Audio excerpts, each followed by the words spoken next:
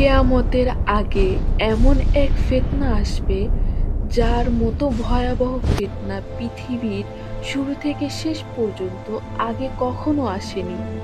নবী থেকে নবীরা সবাই তাদের উম্মতদের এ ব্যাপারে সতর্ক করে গিয়েছেন। সে হলো ফিতনা দাজ্জাল। রাসূল সাল্লাল্লাহু আলাইহি ওয়াসাল্লাম বলেছেন, নবী হযরত আদম আলাইহিসসালাম থেকে কিয়ামত পর্যন্ত দাজ্জালের ফিতনার চেয়ে বড় ফিতনা আর নেই। দাজ্জাল হবে একজন মানুষ, তার এক চোখ অন্ধ থাকবে আর তার কপালে স্পষ্ট লেখা থাকবে কাফের। সহিহ বুখারী ৭,৪০৮। দাজ্জাল এমন ক্ষমতা দেখাবে যে আকাশ থেকে বৃষ্টি নামবে, সবুজ শ্যামল ফসল ফলবে মাঠে মাঠে, মৃতকে জীবিত করে ফেলবে। কিন্তু এগুলো সবই হবে আল্লাহর পরীক্ষার একটি অংশ। সহিহ মুসলিম শরীফ ২৯৩৭।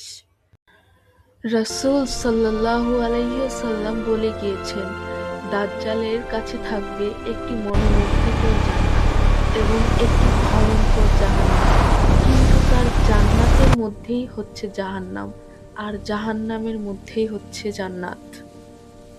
সহিহ মুসলিম হাদিস নং ২৯৩৪।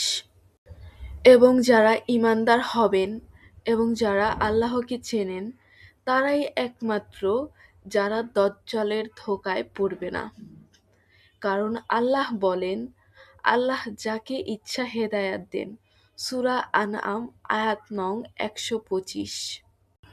রাসূল সাল্লাল্লাহু আলাইহি ওয়াসাল্লাম বলেন, যে ব্যক্তি সূরা কাহফের প্রথম ১০ আয়াত মুখস্থ করবেন সে দাজ্জালের ফিতনা থেকে নিরাপদ থাকবে। সহিহ মুসলিম ৮০৯।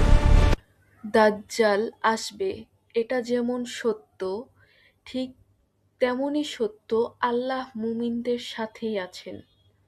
তাই আজই প্রস্তুত হই, ঈমান বাঁচাই আর বেশি বেশি পড়ি আল্লাহুম্মা ইন্নী আউযু বিকা মিন ফিতনাতিল মাসিহিদ দাজ্জাল। আল্লাহ যেন আমাদের সবাইকে সেই ভয়ানক বিপদ এবং ফিতনা থেকে রক্ষা পাওয়ার তৌফিক দান করেন, যেই ফিতনা থেকে প্রতিটি নবীগণ তাদের উম্মতদের সতর্ক করে গিয়েছেন। ফিতনা দাজ্জাল।